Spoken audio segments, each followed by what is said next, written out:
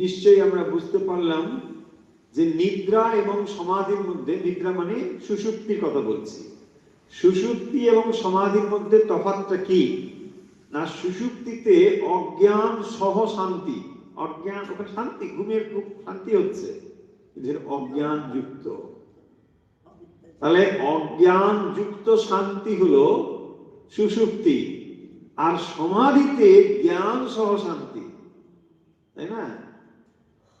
এখানে জ্ঞান যুক্ত আছে শান্তি, কিন্তু জ্ঞান যুক্ত। তাহলে জ্ঞান যুক্ত শান্তি হলো সমাধি, আর অজ্ঞান যুক্ত শান্তি হলো সুষুপ্তি। সুষুপ্তিতে অবিদ্যা থাকে, কিন্তু সমাধিতে অবিদ্যার নাশ হয়, তাই না?